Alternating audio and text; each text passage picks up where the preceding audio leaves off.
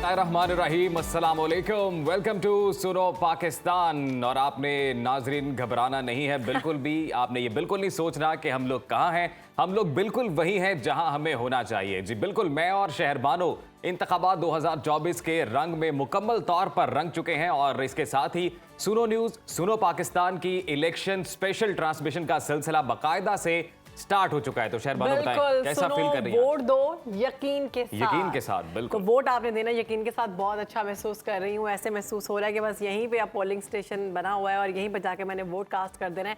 तो ये वाला जज्बा ही चाहिए। कल पाकिस्तान में सबसे बड़े और तारीखी इलेक्शन होने जा रहे हैं। इलेक्शन का अहवाल, माहौल जो है वो गर्म हो चुका है। अहवाल हम आपको बताएंगे। सुनो न्यूज़ की सबसे बड़ी और खसूसी ट्रांसमिशन का आगाज़ कर दिया गया है।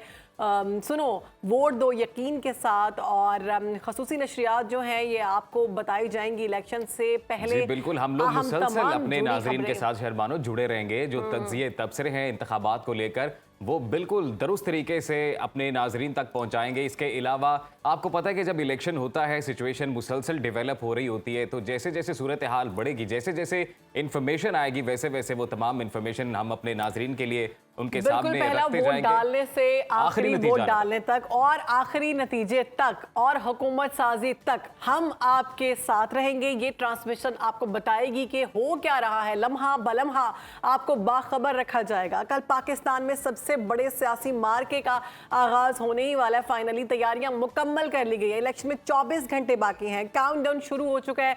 सियासी जमातों के पास इंतखाबी नारों, दावों, वादों और यकीन दहानियों का वक्त खत्म। और मैं शहरबानो आपको बताऊं कि कल मुल्क के तकरीबन 13 करोड़ अवाम हैं जो अपना हक़ राय दही इस्तेमाल करेंगे, वोट कास्ट करेंगे और फिर पाकिस्तान के मुस्तकबिल का फैसला होगा। तो आपने जरूर अपने घरों से निकलना है, वोट कास्ट करना है। और मैं ये कहूंगा कि तरक्की के लिए, जी अवाम के लिए, मुल्क पाकिस्तान की तरक्की के लिए वोट डालना बहुत जरूरी है। और कल अवाम अपना फैसला सुनाने वाले हैं। मैं इसमें कुछ ऐड करूंगी कि ये अवाम को मेरा पैगाम है कि अब वोट कास्ट करना और इस चीज़ का चुनाव करना ये आपकी बारी है। जमहूरियत को किस तरह से कामयाब बनाना है ये आपकी बारी है। घरों से निकले, वोट कास्ट करें, अपने शनाख्ती कार्ड को साथ लेकर जाएं। असली शनाख्ती कार्ड आपके पास होना चाहिए। लेकिन अगर आपका शनाख्ती कार्ड एक्सपायर है तो भी आपने घबराना नहीं है, क्योंकि जायदुल मियाद शनाख्ती कार्ड भी चलेंगे। और वो तमाम खवातीन हज़रात जिन्हें पता नहीं है कि वोट किस तरह से और कहां पर जाकर कास्ट करना है, उनका वोट है किस जगह पे, तो बात वही है जी कि 8300 पर आप अपना CNIC नंबर जो है वो टेक्स्ट करें, आपको सारी डिटेल्स आ जाएंगी। तो कल होने जा रहा है जी इलेक्शन और इसी हवाले से हम तमाम जो जुड़ी खबरें हैं इंतखाबात से लेकर वो आप तक पहुंचाते जाएंगे। और इस सिचुएशन में आके ना बड़ा कहते हैं ना पारा थोड़ा चढ़ जाता है।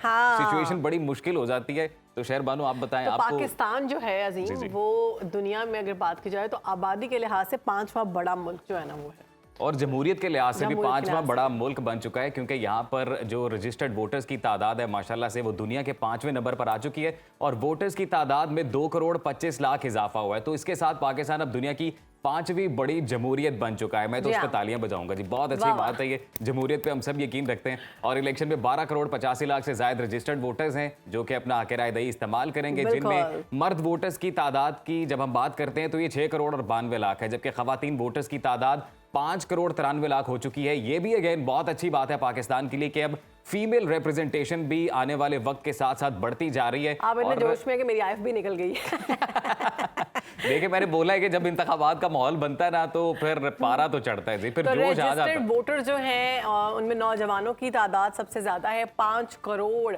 और 68 लाख बताई जा रही है, जिनकी उम्र 35 साल के लगभग है। 35 साल से कम है। इनको हम नौजवानों में गिन रहे हैं, तो शहरबानो भी नौजवानों में आ रही हैं। आपने बिल्कुल परेशान नहीं होना। मैं तो भी 30 साल की भी नहीं हुई। तो पोलिंग स्टेशन की अगर बात की जाए तो मुल्क भर में 90,675 के करीब पोलिंग स्टेशन हैं। और जो है ये सारी सिचुएशन इस तरह से है कि पंजाब में 50,944 पोलिंग स्टेशन कायम किए गए हैं। सिंध में 19,000 से ज़्यादा हैं। 15,669 खैबर पख्तूनख्वा में हैं और 5,000 से ज़्यादा बलूचिस्तान में कायम कर दिए गए हैं। तो आप लोगों ने अब देखना है कि आपका हल्का कौन सा है और कौन सा पोलिंग स्टेशन आपको अलॉट किया गया है। बहुत बड़ी एक्सरसाइज होती है ये इंतखाबात कंडक्ट कराना। देखें जी, हम लोग तो दुआ कर रहे हैं कि खैर आफियत से ये तमाम तर मरहला अपने अंजाम को पहुंचे और बड़ा पीसफुल एक ट्रांजिशन हो। अवाम की मुंतखब करदा जो हुकूमत है वो इक़्तिदार में आए और यही बुनियादी वजह है कि इसके बाद ही मुल्क सही मानों में तरक्की के रास्ते पे गामज़न होगा। और अजीम, लोगों को जो मुश्किलात सामने आ रही है ना, वो मैं देख रही हूँ कि मेरे घर में हम लोगों का ज़ाहिर है एड्रेस तो सेम है, लेकिन हम सबका हल्का अलग है। यानी मेरा हल्का अलग है, मेरे शौहर का हल्का अलग है और बाकी लोगों का हल्का अलग है। आपके जो हस्बैंड हैं वो भी नौजवान वोटर्स में आ रहे हैं? जी बिल्कुल, बिल्कुल ऐसे ही है, कोई जो शक? नए वोटर्स रजिस्टर्ड हो रहे हैं, मेरा ऐसा मानना है, मुझे ऐसे लग रहा हम है कि नौजवान तो नहीं है, हम दूसरी या तीसरी दफा डाल रहे अच्छा, हैं। नए तो वोटर्स आपका में तो वो हल्का आता वही है है ना। नए वोटर्स में वो आता है जो 18 साल में पहली वैसे दफा हल्का डाल बंदियां इस बार हुई भी तो है ना, वो जब सेंसस होता है उसमें पॉपुलेशन नए सिरे से काउंट होती है, तो उस हवाले से फिर कुछ चेंजेस आती हैं, हल्का बंदियां नए सिरे से करनी पड़ती हैं। तो ये कोई अनयूजुअल बात नहीं है। अच्छी बात तो ये है ना कि वोट कास्ट करने का पूरा हक दिया जा रहा है, तो जहां भी वोट बनाए वहां जाएं, वहां पर वोट कास्ट करें। और इंतखाबात की जब हम बात करते हैं तो शहर बानो मौसम की बात की, मौसम की बात तो करेंगे, लेकिन एग्जैक्टली मैं ये कह रही हूँ कि ये जो सारी सिचुएशन है इसमें कहीं ना कहीं लोग थोड़े तंग होते हैं, थोड़े परेशान होते हैं। तो आपने तंग या परेशान नहीं होना, क्योंकि अब जो सारा फैसला है वो आपके हाथ में। आपका वोट बहुत कीमती है, आपने जाकर अपना वोट कास्ट करना है, जिसको भी आप चाहते हैं कि वो आए और आकर आपके मुल्क के हालात बेहतर करे और आप लोगों की जिंदगी बेहतर करे। आपका फ्यूचर बड़ा अच्छा ट्रेंड दिखने में आ डिपेंड रहा कर है, रहा है। बड़ा अच्छा ट्रेंड दिखने में आ रहा है। मैं तो आजकल मार्केट में जहाँ कहीं भी जा रहा हूँ खरीदारी के लिए, और वहाँ पर जितने भी ख़वातीन हज़रात से चिट चैट हो जाती है, मैं लोगों से पूछ लेता हूँ कि जी क्या आपका ओपिनियन है, इलेक्शन आ रहा है, वोट कास्ट करेंगे। लोग भरपूर इस बार वोट कास्ट करने के मूड में हैं, और मुझे 2018 की निस्बत ज़्यादा जोशो खरोश इस वक्त लोगों में नज़र आ रहा है। और वो वाकई वो बिलीव ये कर रहे हैं कि जी उनका वोट जो है वो सही मानों में पाकिस्तान को तरक्की की राह पर जो है वो गामजन करेगा। तो ये बहुत अच्छी बात है कि बिलीव इन योरसेल्फ। सबसे पहले हम अपनी ज़ात पे बिलीव करेंगे, मुल्क के निज़ाम पे बिलीव करेंगे, तो ही जो है सही मानों में मुल्क तरक्की करेगा। आपने मायूस नहीं होना है। और कुछ लोग ऐसे भी हैं जो जिनका मेरे से भी टाकरा हुआ है, आपका तो उन लोगों से हुआ है जो कह रहे हैं कि हम वोट डालेंगे, और मेरा जिनसे हुआ वो कह रहे हैं हम वोट नहीं डालेंगे, हमारे वोट की कोई इंपॉर्टेंस नहीं है, क्या फ़ायदा होगा तो वही जो किसी ने डिसाइड किया हुआ है। तो ऐसा नहीं है, आपके वोटों पे डिसीजन होगा, जो आपने वोट कास्ट करना है उस पर डिसाइड होगा कि मुल्क में क्या होने वाला है, क्या होगा, कौन आएगा, कौन हुकूमत करेगा और कौन इस बड़ी कुर्सी पर बैठेगा, जिसके उम्मीदवार सभी हैं और सभी उस पर बैठना चाहते हैं। और सारी जो जंग है, सारी लड़ाई है, वो इसी कुर्सी के पीछे है। तो अच्छी बात है ना, वही हेल्दी कंपटीशन है। हाँ। हेल्दी कंपटीशन होना चाहिए। मैं तो वही बात कर रहा हूँ कि जी अवाम वोट कास्ट करें, और फिर अवाम की जो मुंतखब हुकूमत है, जो अवाम की नुमाइंदा हुकूमत है, वो इक़्तिदार में। एग्जैक्टली अजीम, मैं बताना चाहती हूँ कि अपना जो ओरिजिनल आईडी कार्ड है वो आप लोगों ने लेकर जाना है। और अगर आपके आईडी कार्ड में एक्सपायर हो चुका हुआ है तो आप अपना एक्सपायर आईडी कार्ड भी लेकर जा सकते हैं। हाँ जी बिल्कुल। अच्छा शहर बानो, मुझे ये बताएं, आपको 2018 के इंतखाबात का माहौल याद है? याद है, और इसी तरह जोशो खरोश से कवर किए थे, मैं तो फील्ड में गई। अच्छा, अगर आप कंपैरिजन कर सकें कि इस बार वाइब हीट आपको ज्यादा फील हो रही है इंतखाबात नहीं, मुझे के? इस बार कम फील हो रही है। वो क्यों, इसकी क्या वजह थी?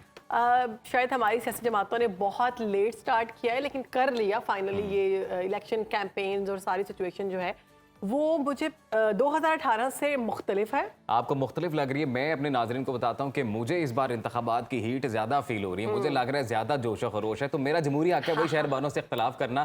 तो इस बार ओवरऑल 8 फरवरी को हीट कैसी रहने वाली है, मौसम कैसा रहने वाला है, इस हवाले से बात कर लेते हैं। हमारे गेस्ट हमारे साथ बिल्कुल जी, हमारे साथ मौजूद हैं चीफ मेट्रोलॉजिस्ट हैं सरदार सरफराज साहब। सरदार साहब, आपको वेलकम करते हैं सुनो पाकिस्तान और सुनो न्यूज़ के इलेक्शन सेल में। ये बताइएगा कि कल मौसम कैसा रहने वाला है पंजाब में? सबसे पहले मौसम का जो बारिश का स्पेल चल रहा था वो ज़्यादातर तो ख़त्म हो गया। कल बिल्कुल कोई हल्की फुल्की बारिश हुई है मरी में, हल्की, और उस तरह से दूसरे शुमारी इलाकाजात में हल्की फुल्की हुई है। तो कल तो बिल्कुल क्लियर होगा, आज भी क्लियर है, और अगले चंद दिन तक कोई ऐसी ख़ास इस तरह का वेदर नहीं है।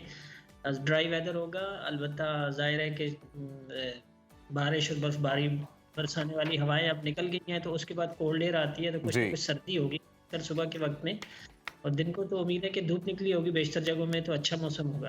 तो सरदार साहब, बाकी सूबों की भी सूरत हाल बता दें कि AP, सिंध, बलोचिस्तान, यहाँ पर क्या सिचुएशन रहने वाली है, और जो लोग अपने घरों से निकले वोट कास्ट करने के लिए कैसी तैयारी करनी चाहिए उन्हें? फिर मैंने आपको बताया ना कि पूरे मुल्क में यानी तमाम ही सूबों में ड्राई वेदर रहने का इम्कान है। अगले अब जो बारिश का स्पेल था वो तो ख़त्म हो गया तकरीबन, सवाए गिलगित बल्तिस्तान के कुछ चंद एक इलाकों में या कश्मीर में हो सकता है कोई मतलब अब्र आलूद रहने के साथ, जुज़वी तौर पर अब्र आलूद रहने के साथ कोई हल्की फुल्की कहीं बारिश हो जाए, लेकिन उसका भी कोई ख़ास इम्कान नहीं है। 90-95% यही इम्कान है सरदार साहब, बर्फबारी- सर्दी ने बड़ा कंफ्यूज किया हुआ है, हाँ। कुछ समझ नहीं आ रही, कभी ठंड लगना शुरू हो जाती है, कभी गर्मी लगना शुरू हो जाती है। तो ये इंतखाबात की वजह से हम लोग नर्वस हैं, कंफ्यूजन का शिकार हैं, या फिर वाकई मौसम भी कंफ्यूज है? हाँ नहीं, देखिए जब उसका स्पेल चल रहा होता है ना बारिश का और बर्फबारी का, तो इसका मतलब है कि कोल्ड एयर थोड़ी सी पीछे मतलब रिसीड हुई होती है, तो उसके बाद कोल्ड एयर आती है। अब जो है ना आज के बाद उसमें सर्दी में इजाफा हो जाएगा, खासकर रात की सर्दी में और सुबह की सर्दी में। दिन में तो खैर धूप वूप निकलेगी तो इतनी नहीं होगी, लेकिन ये कि रात के टेम्परेचर्स के मिनिमम टेम्परेचर्स जाहिर है वो सुबह में रिकॉर्ड होते हैं। सरदार साहब, वैसे काफी- पाकिस्तान के मौसम का कोई भरोसा नहीं, बड़ा अनएक्सपेक्टेड होता जा रहा है। हमने हालिया दिनों में कराची में जो बारिश देखी है, और वो आपने भी यकीनन देखी होंगी, जो फुटेजेस आई हैं, बड़ी हैवी किस्म की बारिश हुई कराची में। तो ये कहिएगा कि फिर आवाम को भी तैयार रहना चाहिए जब वोट कास्ट करने के लिए जाए, एहतियातन छतरियाँ, रेनकोट्स ले जाएं साथ? नहीं, कोई छतरी कोई रेनकोट्स की बिल्कुल जरूरत नहीं। मैं बता रहा हूँ ना आपको कि जी बिल्कुल अच्छी तो धूप निकली।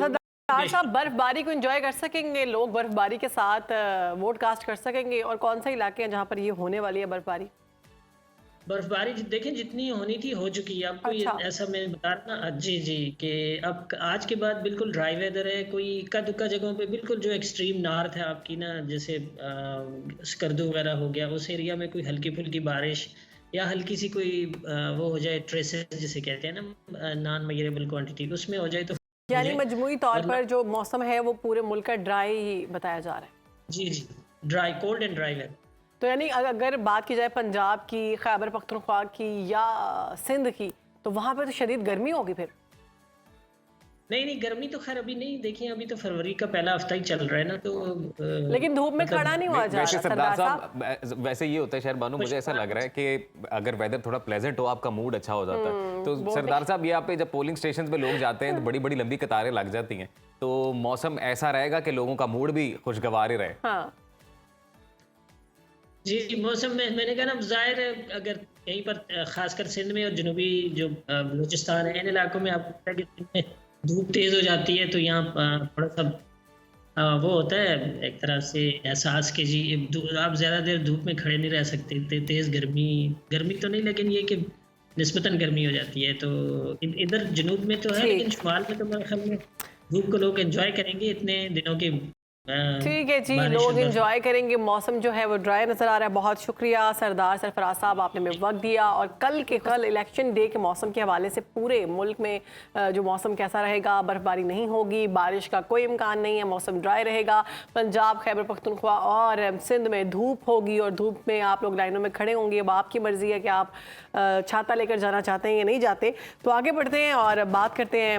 वैसे सियासत की बात हो रही है, इंतखाबात की भी जब हम बात ही करें तो डिटेल शेयर करते हैं कि 8 फरवरी को कौमी और सूबाई असम्बली के 859 हल्के हैं जहाँ पर इंतखाबी ये दंगल होने जा रहा है, और इनमें 266 कौमी असम्बली, 130 सिंध, पंजाब की 297 केपी, 115 बलूचिस्तान की 51 जनरल नशिस्तों पर ये इंतखाबात होने जा रहे हैं। और फिर 859 हल्कों में 17,000 और 816 उम्मीदवार हिस्सा ले रहे हैं, जिनमें 16,930 मर्द हैं जबकि 882 खवातीन उम्मीदवार हैं। और इस बार 4 ख्वाजा सराबी अपनी किस्मत आजमा रहे हैं। तो भरपूर इंतखाबी मुहिम भी चलाई गई। हमने देखा इंतखाबी जमातों की जानिब से इस सारी सूरत हाल पर तज्जिया ले लेते हैं। जी, हमारे साथ अदनान आदिल साहब मौजूद हैं। अदनान साहब, वेलकम टू सुनो पाकिस्तान। जी बहुत शुक्रिया आपका। कल बड़ा मार्का होने वाला है। पहले तो ये बताएं कि सिचुएशन कैसी लग रही है, टर्न आउट होगा बेहतर? हाँ, देखें ये तो कल ही पता चलेगा, लेकिन ये कि पाकिस्तान की तारीख के सबसे महंगे इलेक्शन हैं। अच्छा। सरकारी तौर पे इस दफ़ा 60 अरब रुपए से ज़्यादा, बाज़ लोग कह रहे हैं कि शायद ये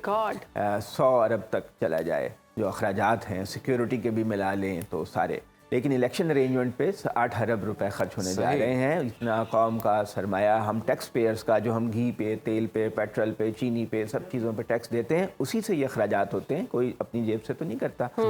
तो आवाम को ये सोचना चाहिए कि उन्हीं के पैसों से इतना बड़ी इलेक्शन की एक्सरसाइज होने जा रही है, तो वो उसमें जोश व खरोश से हिस्सा लें और अपना जो फ़र्ज़ है वो अदा करें, वोट डालकर। तो अदनान साहब, हम चूँकि मुल्क की 5वीं बड़ी जमहूरियत बन गए, दुनिया की 5वीं बड़ी जमहूरियत बन गए, तो उस हवाले से ही इतना खर्चा भी हो रहा है। जाहिर सी बात है, आवाम की तादाद भी ज़्यादा, लेकिन हम दुनिया की 5वीं बड़ी मईशत नहीं है ना। एग्जैक्टली। हमारी जेब छोटी है, खर्चे ज़्यादा है।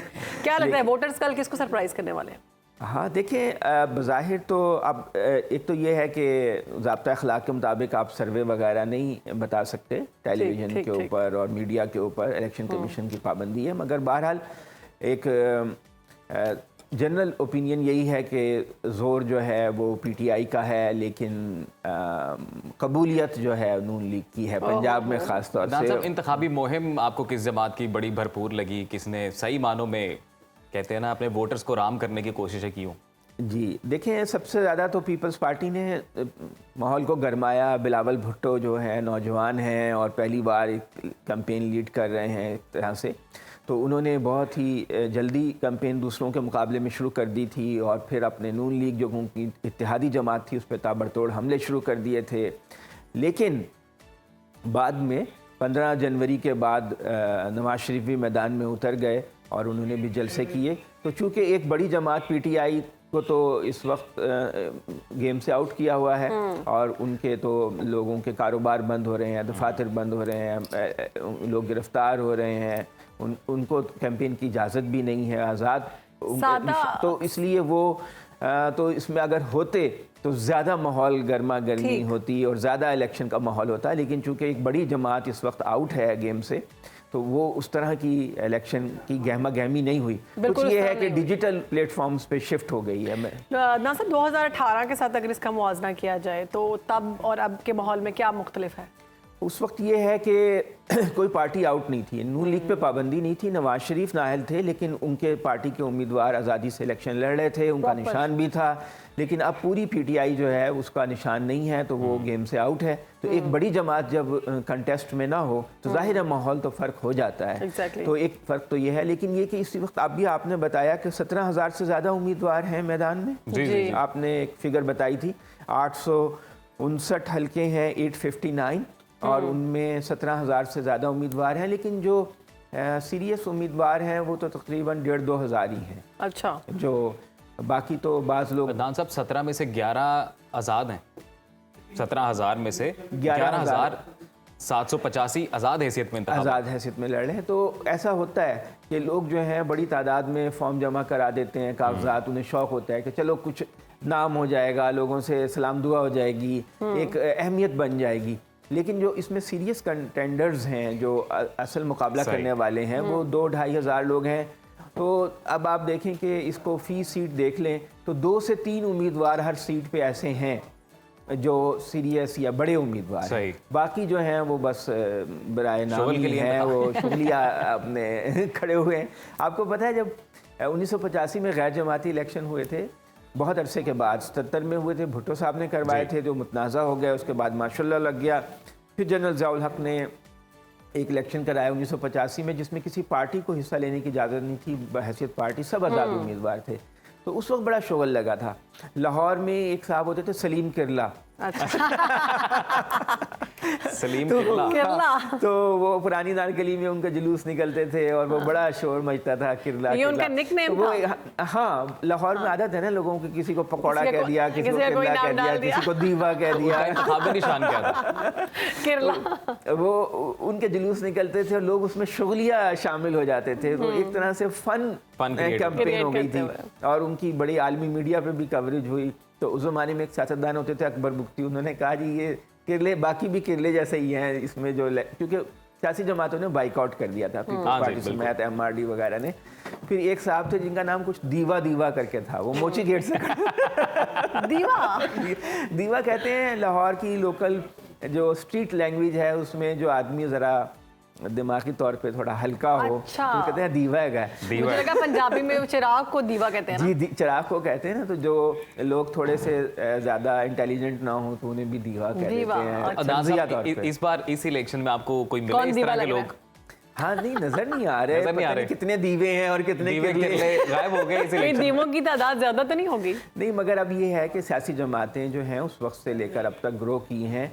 नून लीग एक बड़ी पार्टी है, पीपल्स पार्टी एक बड़ी, कम से कम पीपल्स पार्टी तो अब पहले की निस्बत श्रिंक कर गई है। पंजाब में तो उस तरह की अब पार्टी नहीं रही जैसे पहले हुआ करती थी। यहाँ पे मैंने ऐसे बेनज़ीर भुट्टो के जलसे देखे हैं, लाख लोग होते थे, 50-50 हज़ार लोग होते थे और उनका बतदरीज यहाँ ज़वाल हुआ। पंजाब ने बेनज़ीर भुट्टो के बाद आसिफ जरदारी को कबूल नहीं किया। सही। तो इसलिए पंजाब में तो नहीं लेकिन सिंध में उनके बड़े बड़े जलसे हुए हैं। इस दफ़ा ख़ास बात यह है कि पीपल्स पार्टी में आसिफा भुट्टो भी शरीक हुई कैंपेन में, और वो बहुत इंटेंसिव कैंपेन की है सिंध, अंदरूनी सिंध में। और पीपल्स पार्टी का फोर्टे भी वही है जो स्ट्रॉन्ग होल्ड है। तो आप तो ये तमाम इंतखाबात कवर करते रहे माजी की भी, तो ये बताइएगा कि जैसे अभी आपने बात की कि मोहतरमा के जो जलसे हुआ करते थे या खुद भुट्टो साहब के जो जलसे हुआ करते थे, हम भी देखते हैं विजुअल्स आज भी हमारे पास यूट्यूब में भी मौजूद हैं कि जमे गफीर अवाम का नजर आता था। तो वो तमाम जो पॉपुलैरिटी थी, वो जो अवाम जलसे में मौजूद थी, वो वोट्स में भी कन्वर्ट हुआ करती थी। जी बिल्कुल होती थी। जो 50-55% वोट कास्ट हो जाता था, लेकिन बाद में आहिस्ता आहिस्ता कम होना शुरू हुआ, क्योंकि 88 में जब इलेक्शन हुआ, जमाती इलेक्शन हुआ 85 के बाद, और उसमें पीपल्स पार्टी कामयाब हुई, लेकिन उनको सिंपल मेजॉरिटी नहीं मिली। तमाम जो उनके मुखालफिन थे जमा हो गए थे IGI के प्लेटफॉर्म पे।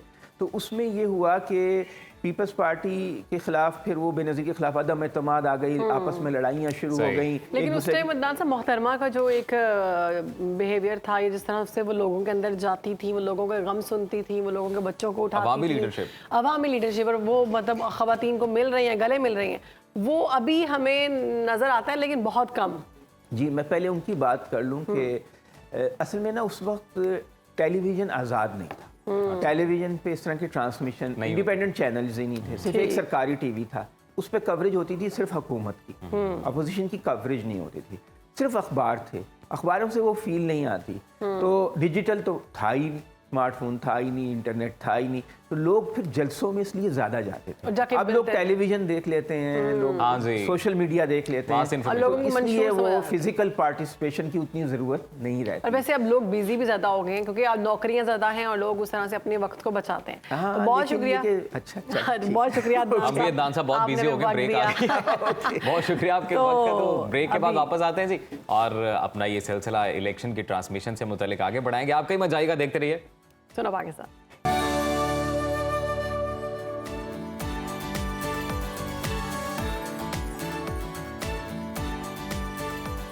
तो जी इंतखाबात 2024 का भरपूर माहौल बना हुआ है जी, और इसी हवाले से हमारे स्टूडियोज़ में गेस्ट भी आ रहे हैं, हम उनके साथ बातचीत भी कर रहे हैं। इस वक्त हमारे साथ मौजूद हैं सीनियर तज्ज़ियाकार शहबाज मियाँ साहब, और हमारे साथ सुनो न्यूज़ के head of election cell Tariq Habib साहब। दोनों मेहमानों को खुशामदीद कहते हैं, तारिक साहब, शहबाज मियाँ साहब।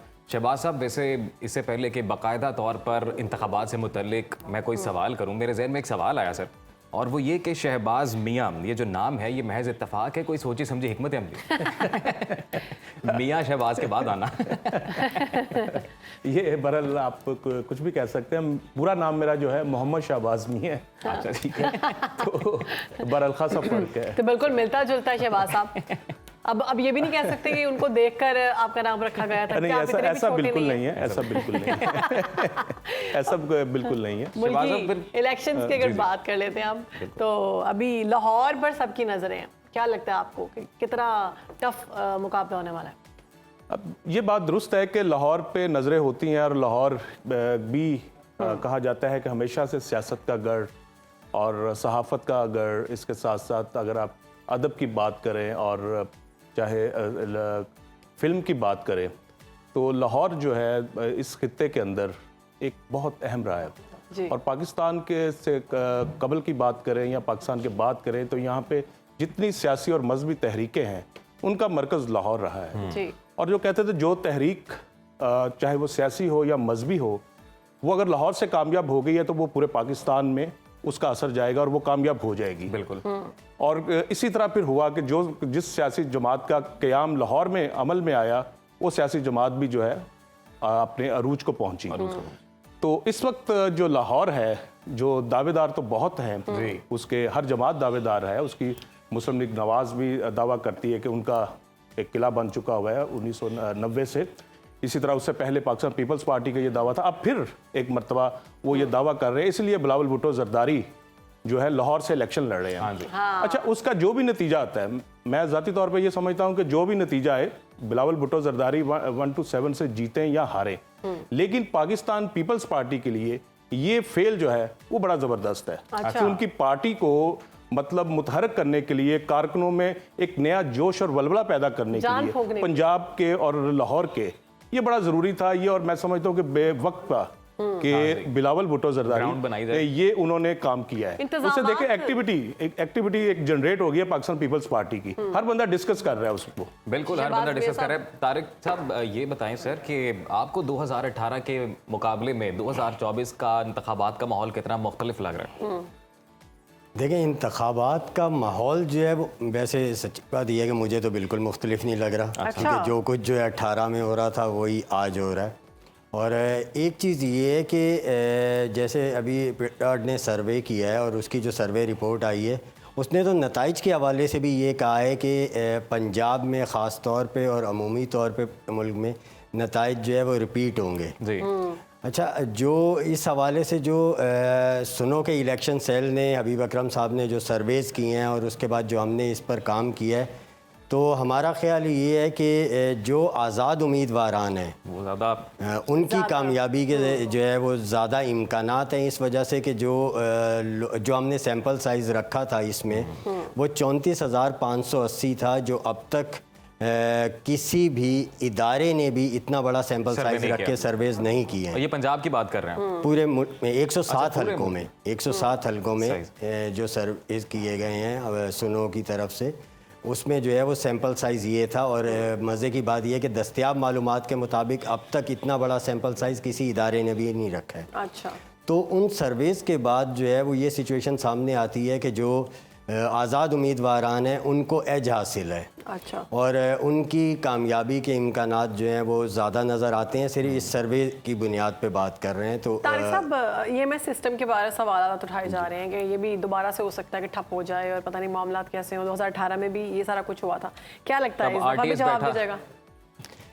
नहीं, देखें, अच्छा, अगर आरटीएस बैठा था तो फिर जो लोग ये दावा कर रहे थे कि आरटीएस बैठा है, उनकी 1.5 साल हुकूमत रही है, वो तहकीकात करवा लेते। पॉइंट।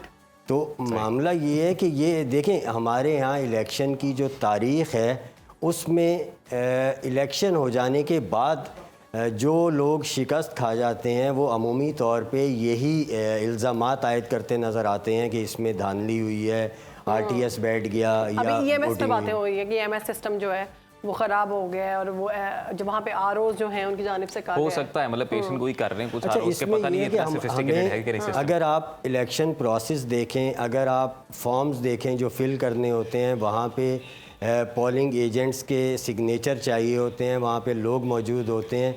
आप ये देखें ना कि प्रेजाइडिंग अफसरान हैं, अब जो पोलिंग बूथ होंगे वो तकरीबन 2,75,000 के करीब होंगे। 90,000 से ज़्यादा पोलिंग स्टेशंस हैं। अब 90,000 जो पोलिंग स्टेशंस हैं, अगर आप उनमें मिनिमम 2 जो है वो ऑफिसर्स भी लगा लें तो आपके पास 1,80,000 बनते हैं। ठीक है, अब आप 2, 4, 6 पे तो बात कर सकते हैं, 10 पे, 50 पे। आप 1,80,000 को समझते हैं कि वो जो है वो उनके सामने चेंज डेटा आएगा, वो साइन कर देंगे, और फिर जिनके खिलाफ वो डेटा जा रहा होगा उनके नुमाइंदे भी बैठे होंगे, वो भी दस्तखत कर देंगे। ठीक, प्रोसेस हमारा ऐसा है कि हमें प्रोसेस को देखते हुए ये यकीन रखना चाहिए कि मतलब गुमान रखना चाहिए कि ये जो है नताइज में इतना बड़ा रद्दबदल मुमकिन नहीं है। ठीक है, रद्दबदल मुमकिन नहीं है। शहबाज साहब, आपकी जानिब आऊँगी। पंजाब के जो पोलिंग स्टेशंस हैं उनको हसास नहीं बल्कि इंतहाई हसास करार दिया गया है, तो सिक्योरिटी के हवाले से क्या ख़ास इंतजाम किए गए? अच्छा, सिक्योरिटी के हवाले से तो ज़बरदस्त किस्म के इंतजाम हैं, और ये हर इलेक्शन में होता है। जिस तरह तारिक हबीब साहब कह रहे हैं, ये हर इलेक्शन में जिस तरह धांधली के इल्ज़ाम होते हैं, इसी तरह सिक्योरिटी जो है थ्रेट्स भी होते हैं। लाहौर, पंजाब, बलूचिस्तान, केपी और सिंध, चारों सूबों में ऐसे पोलिंग स्टेशन हैं जहाँ पे हसास हैं, और वहाँ पे फिर रेंजर्स और जो पाक फ़ौज के जवान हैं वो तैनात होते हैं अमन व अमान के क़याम के लिए। और ख़ास तौर पे मैं जो समझता हूँ कि इस वक्त केपी और बलूचिस्तान की सूरत हाल ज़्यादा नाजुक है, और उस हवाले से हमारी जो सिक्योरिटी फोर्सेस है वो अलर्ट है कि किसी किस्म का कोई खुदा न खासा कोई हादसा ना हो सके। मैं यहाँ पे एक बात जो है वो ऐड करना चाहूँगा। तारिक हबीब साहब ने जिस तरह कहा कि पाकिस्तान के अंदर धांधली के इल्ज़ामात लगाना ये कोई नई बात नहीं है। हाँ जी, ये पुरानी रीत है। पहला इलेक्शन जो आम इंतखाबात 1970 में हुए, उस इलेक्शन के बारे में ये कहा जाता है कि वो सबसे लंबी कैंपेन थी, और एक इलेक्शन था, सिर्फ मुत्तहिदा पाकिस्तान होता था, मशरकी पाकिस्तान और मगरबी पाकिस्तान, जिसके नताइज आए सबको यकीन था कि इलेक्शन फ्री एंड फ्री हुआ है, साफ शफाफ हुआ है, तारीख गैर के ख्याल से जानबदाराना हुआ है, वाहिद शफाफ ठीक है? इंतखाबात भी नहीं और कहा जाता। उसके फिर नताइज तस्लीम नहीं किए गए। अच्छा, उसके अगर नताइज तस्लीम किए जाते तो फिर सूरत हाल कुछ और होती, ठीक है? वो लिंगर हुआ प्रोसेस, उसके बाद फिर हमने देखा कि किस तरह अनारकी मुल्क में फैली। उसके बाद 77 से लेके 2018 तक ये इल्ज़ामात चलते रहे हैं। अच्छा, बात यह है कि इल्ज़ामात सियासतदान लगाते हैं और हारने वाली जमात लगाती है, इवन जीतने वाले भी लगाते हैं। अब शहबाज साहब, आपने बड़ी जबरदस्त बात की, इस माजरत कता कलामी के लिए बात यहीं से आगे बढ़ाएंगे। यहाँ पर ब्रेक है जी, ब्रेक के बाद वापस आएंगे, गुफ्तगू जारी रहेगी। कहीं मत जाइएगा, देखते रहिए सुनो पाकिस्तान।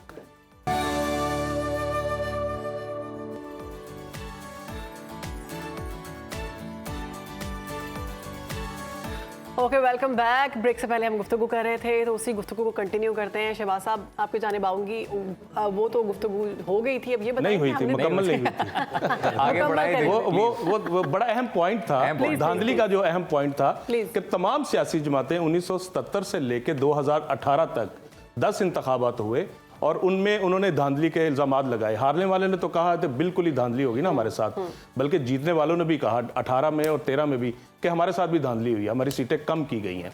तो इसका क्या मतलब है कि एक धांधली होती है निज़ाम में, अगर फर्ज कर ले तो फिर ये तमाम सियासतदान फिर इस धांधली के खिलाफ एक पेज पे क्यों नहीं आते? हाँ जी। अगर इन्हें कहीं से है कि कोई धांधली करता है तो वो फिर इकट्ठे क्यों नहीं हो पाते? ये बुनियादी सवाल है कि आज तक तमाम सियासतदान, तमाम सियासी जमातें अगर ये कहती हैं कि वो कुछ हो रहा है इस निज़ाम के अंदर, तो जो कुछ हो रहा है वो गड़बड़ हो रही है, जो कर रहे हैं, जिन पे तरफ उंगलियां उठाते हैं, तो उनके खिलाफ फिर ये इकट्ठे क्यों नहीं होते? शहबाज साहब, सवाल तो इसी से रिलेटेड एक और उठता है कि फिर तमाम सियासतदान हर 5 साल बाद जब इंतखाबात होते हैं इस इन्वायरमेंट में लाडले की पोजीशन में जो भी आता है वो इतना कंफर्टेबल क्यों हो जाता है? यही बात है, अगर यही बात है कि अगर अपनी बारियों के इंतजार में ना हो, लाइन में ना लगे हों और इंतजार ना कर रहे हो कि किसी की निगाह जो करम है मुझ पे हो और उसके बाद फिर वो हुकूमत में आए, अगर ये ना हो तो फिर ये धांधली के इल्जामात भी ना हो।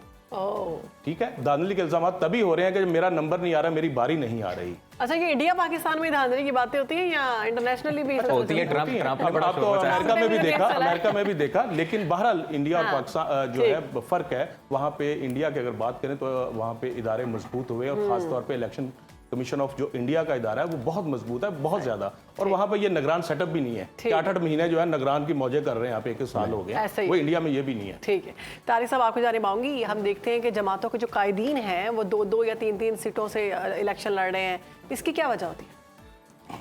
देखिए, इसकी 2-3 वजूहत हैं। एक तो ये कि जो इलेक्शन डे पे रिज़ल्ट अनाउंस होगा उसमें जो है वो विक्ट्री शामिल कर ली जाएगी, जीत जाएगी। और फिर दूसरा ये कि वो जो कई ऐसे भी कायदीन हैं जिनको किसी सीट से जीतने का जो है वो नज़र नहीं आ रहा था, तो वो कहते हैं कि दूसरे पे जो है वो चांस ले जाए, कहीं ना कहीं से जो है वो हम इसमें आगे आ जाएंगे। अच्छा, एक सवाल जो अभी आपने किया था दहशतगर्दी के हवाले से कि दहशतगर्दी की चीज़ें नज़र, चूँकि ये मेरा सब्जेक्ट है मैं इसलिए ज़बरदस्ती बात इस तरफ लेके आया हूँ। बिल्कुल बिल्कुल। देखिए, दहशतगर्दी के हवाले से जैसे मियाँ साहब ने कहा कि इंतज़ामात मुकम्मल हैं, दहशतगर्दी को इलेक्शन को मुतासिर करने का जवाज़ नहीं बनाया जा सकता। अगर आप 2008 के इलेक्शन देखें, हाँ जी, हालात तो जो 2007 था वो हमारे लिए, हमारे मुल्क के लिए सबसे ख़तरनाक साल साबित हुआ था। जो कलअदम तहरीक तालिबान पाकिस्तान थी, इसका उस टाइम वजूद अमल में आया था। इसने अपनी ऐलान किया था अपनी ये तंजीम तश्कील देकर। इससे पहले ही अलकायदा बर सगीर पाक व हिंद की छतरी तले काम कर रहे थे, ठीक है। उसके बाद इन्होंने पूरी कुव्वत से जो है अपनी मौजूदगी का एहसास दिलाया और अक्टूबर, नवंबर, दिसंबर 3 माह में इन्होंने 9 बड़े सुसाइड अटैक किए, जिनमें मोहतरमा बेनज़ीर भुट्टो की शहादत का इंसिडेंट भी शामिल था। उसमें जो है वो ख़ास तौर पे सियासी जमातों को निशाना बनाया जा रहा था। ANP की रैली पे हमला हुआ, 63 ANP के कारकुनान शहीद हुए थे। 4 सद्दा मस्जिद पे ब्लास्ट हुआ था, पेशावर मार्केट में ब्लास्ट हुआ था। तो तब भी तो इलेक्शन तब भी इलेक्शन हुए, ठीक है। 2000 अच्छा, उस टाइम सिक्योरिटी फोर्सेस जो है वो मसरूफ़ थी, ऑपरेशन क्लीन अप हो रहा था, ऑपरेशन शेर दिल हो रहा था और वो इन्हीं दहशतगर्दों के ख़िलाफ़, और ऑपरेशन थंडर स्टॉर्म सवात में जारी था, उसमें पाक फ़ज़ाइया भी शामिल थी। यानी इतने बड़े पैमाने पे ऑपरेशन हो रहे थे, सिक्योरिटी फोर्सेज इंगेज थी। 2008 के इलेक्शन हुए। 2013 के जो इलेक्शन थे वो भी इसी तरह ऑपरेशन, तीनों ये ऑपरेशन बदस्तूर जारी थे और उसके साथ राह निजात शुरू हो गया था ऑपरेशन। कोहे सफ़ेद तीरा वैली में शुरू हुआ था जहाँ अलकायदा मजबूत। अब 5 ऑपरेशन 13 में जारी थे, 3 ऑपरेशन 8 में जारी थे। सिक्योरिटी फोर्सेस वहाँ पे इंगेज थी, दहशतगर्द पूरी तरह एक्टिव थे। ANP निशाना बनी थी, कराची में जो है वो तंजीमें निशाना बनी थी, और ये सारा प्रोसेस जो है वो चल रहा था। यानी ये टेररिस्ट की एक्टिविटीज, पीपल्स पार्टी बहुत बड़ा निशाना, पीपल्स पार्टी बहुत बड़ा निशाना बनी थी। उसके बावजूद 13 के इलेक्शन भी हुए। तो मेरा ख्याल ये है कि अभी सूरत हाल वो नहीं है। अभी इक्का दुक्का जो वाक़यात नज़र आ रहे हैं उसमें भी आप ये देखें कि दहशतगर्द जो है वो बुनियादी तौर पे इतने कमज़ोर हो चुके हैं कि वो आसान हदफ ढूंढ रहे हैं। पुलिस वालों को निशाना बना दिया। जो सिक्योरिटी फोर्सेस हैं माशाल्लाह दे आर वेरी प्रोफेशनल, और वो जिस तरीके से सिचुएशन को मैं ये कंट्रोल कहना कर चाह रहा था they are doing their job very good. जो है वो मतलब जो एक ये अभाम पाया जा रहा था, जो मतलब एक खदशात पाए जा रहे थे कि ये हसास है और कोई खुदा न खास्ता इंसिडेंट होता है तो इलेक्शन कैंसिल हो जाएंगे, तो इस तरह की कोई बलूचिस्तान के बारे में कहा जा रहा था ना कि हो सकता है कि वहाँ पे इलेक्शंस ना हो, सारी सिचुएशन जो है बड़ी ख़राब है वहाँ पर, लेकिन अब वहाँ पर भी सिचुएशन जो है क्लियर हो चुकी हुई है। जी हाँ, वहाँ पे भी सिचुएशन नॉर्मल है। एक सिर्फ जो है हमारी जो सरहद थी वो जैसे पड़ोसी मुल्क के साथ इशू हुआ ईरान के साथ, तो उस टाइम थोड़ा सा जो है वो मामला डाउन हुए, लेकिन वो ऐसा मामला नहीं था कि जो हमारे इलेक्शन पे असरअंदाज हो सके। तारिक साहब, इसी सिचुएशन से रिलेटेड एक सवाल शहबाज साहब के लिए, आपके लिए भी, और वो ये कि जब सूरत हाल इस तरह की हो जाए कुछ जगहों पर कि जो एरियाज़ ऐसे हो जाएं जहाँ पर इंस्टेबिलिटी का खदशा हो, तो हमने ये देखा है कि अमेरिका की कुछ रियासतों में थ्रू मेल जो है वो वोट कास्ट हो गए। तो ऐसा कोई निज़ाम नहीं हो सकता कि ज़्यादा सेफ एंड सिक्योर कर दिया जाए, थ्रू ईमेल जो है वो इस तरह से वोट कास्ट किया जा सके? देखिए, ये अभी तक हमारे पास जो है वो इस निज़ाम पे अमल नहीं किया जा रहा। पोस्टल के ज़रिए कुछ तरीक़ाकार लास्ट टाइम जो है वो पोस्टल के ज़रिए गया था, लेकिन ईमेल के ज़रिए और इस तरह का कोई तरीका कि यानी हम इलेक्ट्रॉनिक जो एडवांटेजेस हैं उनको इस्तेमाल करते हुए हम वोट कास्ट कर सकें, अभी तक ऐसा कोई तरीका है नहीं। और मेरे ख्याल में तो जो मतलब कल इलेक्शन है तो ये आज तो कम से कम अनाउंस नहीं हो सकता। शहबाज साहब, तो जब हम बात कर रहे हैं सर के महंगे तरीन इंतखाबात हैं, और फिर जब हमारे लीडर्स एक से ज़ायद सीट्स पर लड़ते हैं, फिर बाद में वो सीटें छोड़ते हैं, फिर बाई इलेक्शन होता है, फिर पैसे लगते हैं, तो जब इतने पैसे लगते हैं तो वही पैसे अगर हम टेक्नोलॉजी में लगा के ज़्यादा सेफ एंड सिक्योर, बिल्कुल आप दुरुस्त कह रहे हैं और इस तरफ जाना चाहिए, क्योंकि डिजिटल वर्ल्ड जो है वो हमारे सामने है और हम उनसे आंखें चुराएं तो ये मुमकिन नहीं है। अच्छा, अब देखें, अगर इंतहाबी मुहिम की इस बार बात करें तो सोशल मीडिया पे पैरेलल कैंपेन चली है। अगर अखबारात में पूरे पेज आए हैं, सबने देखे हैं जो कल हुआ है, ठीक है, और इसी तरह फिर आप अपने मोबाइल पे देखते तो अचानक आपको किसी ABC पार्टी का जो है वो तराना नजर आता था, कॉल्स में ही है, ठीक है, कॉल्स आती थी। तो ये बहरहाल एक नई टेक्नोलॉजी, उसका इस्तेमाल किया गया। बल्कि ऐसे भी 2-3 उम्मीदवार थे और हम सुनो की स्क्रीन पे ऐसे पैकेजेस भी दिखाए कि उन्होंने कहा जी हम जो है माहौल जो है ना इन्वायरमेंटल फ्रेंडली कैंपेन कर रहे हैं, तो हम डिजिटल मीडिया पे सिर्फ कैंपेन करेंगे, हम किसी किस्म का बैनर जो फ्लैक्स जो है वो नहीं लगाएंगे। तो हमें उस तरफ जाना चाहिए टेक्नोलॉजी की। बहुत शुक्रिया शहबाज मियां साहब, आपने हमें वक्त दिया। बहुत शुक्रिया तारिक हबीब साहब, इतना ज़बरदस्त गुफ्तगू हो रही है और दिल बिल्कुल नहीं कह रहा कि इस सेगमेंट को ख़त्म किया जाए, लेकिन चूंकि वक्त का तकाजा है हमें एक ब्रेक लेनी है, उसके बाद हाजिर होते हैं।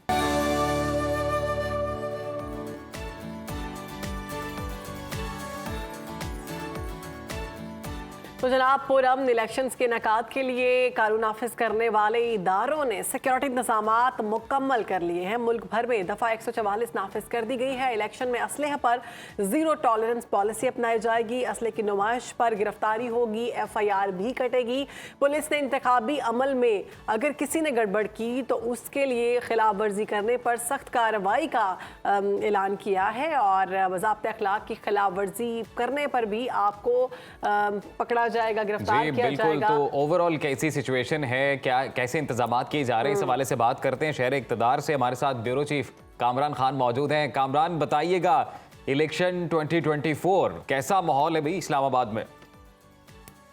जी बिल्कुल, पहली बात तो ये कि एक वो जो एक मखमसा था कि इलेक्शन हो रहे हैं या नहीं हो रहे, हाँ जी, कम से कम उस स्टेज से तो हम निकल गए। अब पूरा फोकस्ड है, पूरा अब तो कल पोलिंग डे है बाकायदा, और तमाम तर इंतजामात जो हैं वो हो चुके हैं। पहले अगर लॉ एंड ऑर्डर की बात की जाए अमन अमान के हवाले से, क्योंकि आपको मालूम है कि इससे पहले पंजाब असम्बली और केपी असम्बली के इंतखाबात कई माह तक सिर्फ इस वजह से नहीं हो सके थे क्योंकि लॉ एंड ऑर्डर का जो है वो मामला था। तो अब इसी चीज़ को मद्देनज़र रखते हुए और अभी भी यानी कि जब से ये 8 फरवरी के इंतखाबात का इलेक्शन ऐलान हुआ था उसके बाद भी हमने देखा कि कुछ यहाँ पर तकरीबी कार्रवाइयाँ जो हैं वो सामने आई, कुछ ऐसे वाक़यात हुए जिसके पेश नज़र सिक्योरिटी इदारों को जो है वो और फोर फ्रंट पर आना पड़ा और इससे खदशात भी पैदा हुए थे कि कहीं ऐसा तो नहीं है कि फिर दोबारा लॉ एंड ऑर्डर की वजह से और अमन अमान को बुनियाद बनाकर इलेक्शन जो है वो डे ऑफ इलेक्शन क्या होने जा रहा है, इंतजाम किए गए? जी बिल्कुल, देखिए अब इस वक्त जो यहाँ पर सिक्योरिटी फोर्सेस जो हैं, जो इंटेलिजेंस इदारे हैं, वो तमाम लॉ इन्फोर्समेंट एजेंसीज जो हैं वो तमाम की तमाम पाबंद हैं आइन के तहत भी इलेक्शन कमीशन की मावनत के लिए। और वो आइन में ये लिखा हुआ है कि वो तमाम इदारे जो हैं, मुल्क के तमाम रियासती इदारे जो हैं वो पाबंद होते हैं इलेक्शन कमीशन के कि वो शफाफ और गैर जानिबदाराना इलेक्शन के लिए इलेक्शन कमीशन की पूरी मावनत करें। तो इसी हवाले से जो हमारे अफवाज मुसल्लह अफवाज है उनसे भी दरख्वास्त की गई थी कि वो अमन अमान की उसको मेंटेनेंस के लिए वो अपने दस्ते जो हैं वो भेजें। तो उस हवाले से जितने भी जवान हैं वो तमाम के तमाम जो हैं वो अपना पूरे मुल्क भर में अच्छा कामरान, 3 हलकों में इलेक्शंस होने जा रहे हैं, तो इन तीनों हलकों में सिक्योरिटी के हवाले से क्या खास इंतजामात हैं? फुल प्रूफ सिक्योरिटी दी जाएगी? जी बिल्कुल, फुल प्रूफ सिक्योरिटी है। बाकायदा एक ग्रेडिंग की गई है कि कौन से मुल्क भर में, देखिए 96,000 के करीब, यानी आप यूँ कह सकती हैं कि 1 लाख के करीब जो हैं वो पोलिंग स्टेशंस बनेंगे पूरे मुल्क में। और उनमें आप समझ सकते हैं कि इन 96,000 पोलिंग स्टेशंस पर सिक्योरिटी के इंतजामात करना ये बड़ा एक कठिन मरहला होता है। लेकिन इसके लिए बाकायदा ग्रेडिंग की गई। इलेक्शन कमीशन ने बाकायदा तौर पर बताया इंटेलिजेंस रिपोर्ट्स की बुनियाद पर कि कौन कौन से जो पोलिंग स्टेशंस हैं वो हाईली सेंसिटिव हैं, कौन से सेंसिटिव हैं। तो ऐसे तमाम पोलिंग स्टेशंस पर जो कि हाईली सेंसिटिव हैं वहाँ पर CCTV कैमरास जो हैं वो भी इंस्टॉल किए गए हैं। यानी ये भी एक इस इलेक्शन की बात है कि इसमें फुल प्रूफ सिक्योरिटी देने के लिए यहाँ पर CCTV कैमरास की भी मदद ली गई है और ख़ास तौर पर उनको फोकस में रखा जाएगा क्योंकि इनकी निशानदेही कर दी गई है कि ये जो एरियाज़ हैं, ये जो पोलिंग स्टेशंस हैं, इन एरियाज़ में ये हाईली सेंसिटिव है। में किस तरह की सिक्योरिटी प्रोवाइड, पोलिंग स्टेशंस पर किस तरह की सिक्योरिटी प्रोवाइड की जा रही है तो आपने बताया। इस्लामाबाद का माहौल कैसा लग रहा है इस वक्त और on the day of election कैसा होगा? जी देखिए, गुज़िश्ता रात 12 बजे जो है वो जितनी भी कैंपेनिंग थी वो ख़त्म हो गई। यानी पॉलिटिकल पार्टीज़ और जो इवन आज़ाद और इंडिविजुअल्स जो भी इलेक्शन लड़ रहे थे उनकी पॉलिटिकल जो कैंपेन थी वो कल रात 12 बजे ख़त्म हो गई क्योंकि कानून यही कहता है कि एक दिन पहले जो है वो ये कैंपेन जो है वो ख़त्म हो जाएगी। तो आज होना ये है कि जितने भी ये प्रिजाइडिंग अफसरान हैं ये तमाम अपने अपने मुतल्लका रिटर्निंग अफसरान के पास जाएंगे उनके दफातर में और वहाँ से अपना सारा ये पोलिंग का जो सामान है यानी बैलेट पेपर्स और सील्ड एनवेलप्स और ये सील और वो जो नाकाबिले अनबिट जो स्याही होती है, जितना भी सामान दरकार होता है ये तमाम का तमाम वो वहाँ से वसूल करेंगे और उसको अपने पोलिंग स्टेशन पर लेकर आएंगे क्योंकि कल अलग सुबह ये पोलिंग का अमल जो है वो शुरू हो जाएगा। और मैं इसमें एक और बात बताता चलूँ जो बड़ी अहम है वो ये कि जो जितने भी प्रिजाइडिंग अफसरान हैं उनको इलेक्शन वाले दिन यानी कल के रोज़ पोलिंग वाले दिन उनको मजिस्ट्रेट दर्जा अव्वल के इख्तियारात जो है वो दे दिए जाएंगे। यानी हर प्रिजाइडिंग ऑफिसर जो है वो अपनी ज्यूरिसडिक्शन में वो मजिस्ट्रेट के इख्तियारात इस्तेमाल कर सकेगा। इसका मतलब यह है कि अगर कोई लाकानूनियत की तरफ जाता है या कोई गड़बड़ पैदा करना चाहता है तो ऐसी सूरत में उसके पास ये इख्तियार होगा प्रिजाइडिंग अफसरान के पास। ऐसे पोलिंग स्टेशंस हैं जो हसास करार दिए गए? नहीं जी, इस्लामाबाद का लकीली ये एक ऐसा है फेडरल कैपिटल, यहाँ पर 3 कॉन्स्टिट्यूंसीज हैं, बड़ी कॉन्स्टिट्यूंसीज हैं। सूबाई तो यहाँ पर सीट नहीं होती, 3 हल्के हैं, NA46, NA47, NA48।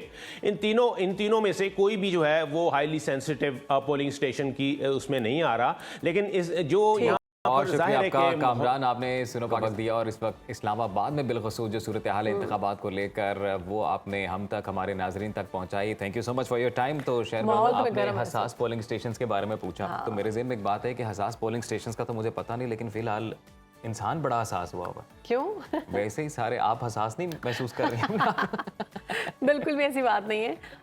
हसास polling stations के बारे में इसलिए पूछा जाता है कि वहाँ पर सिक्योरिटी के हवाले से कोई ज़्यादा इंतजाम किए जाते हैं और लोग जो हैं वो वहाँ पर जाते हुए डर भी रहे होते हैं, वोट भी कास्ट करना होता है। तो हम कोशिश करते हैं कि ये सवालात पूछकर जो लोग या जिनके दिमागों में सवालात हैं वो सवालात क्लियर हो जाएं। तो अब हम रुख कर रहे हैं पेशावर का।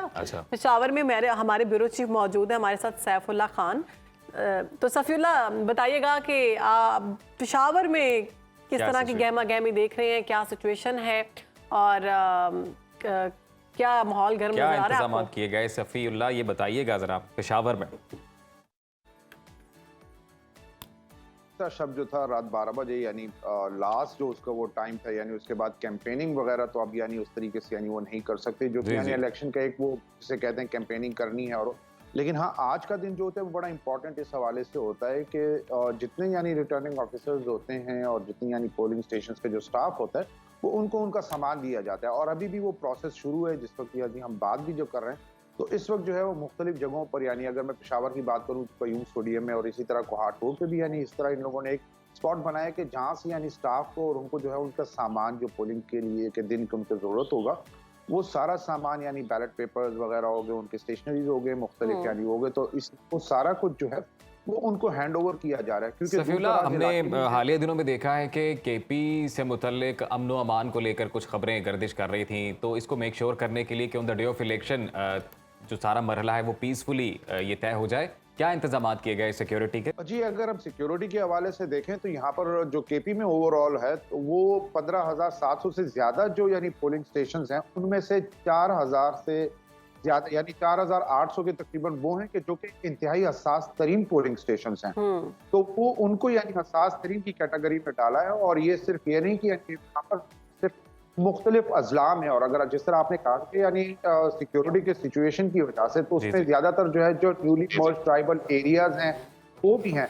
लेकिन अगर हम सिर्फ पेशावर ही की बात करें तो यहाँ भी 1280 पोलिंग स्टेशन में से जो है वो तकरीबन यानी 470 जो से ज्यादा तकरीबन यानी 473 हैं जो हसास तरीन करार दिए गए। उनकी सिक्योरिटी का जो है उन्होंने 3 टायर्स में रखी हुई है, यानी कि 3 उनको कैटेगरीज में उनको जो डिवाइड, तो उसमें से ये है कि जो कि नॉर्मल पुलिस जो पोलिंग स्टेशन होंगे वहां पर यानी 4 सिक्योरिटी एहलकार जो हैं वो होंगे। तो इसी तरह अगर जो हसास हैं तो वो वहां पर 5, लेकिन जो हसास तरीन है वहां पर 7 सिक्योरिटी एहलकार जो हैं वो हर पोलिंग केपी स्टेशन में पर जब हम तैनात। इंतखाबात के माहौल का जिक्र कर रहे हैं तो 2018 की निस्बत 2024 कितना मुख्तलिफ लग रहा है?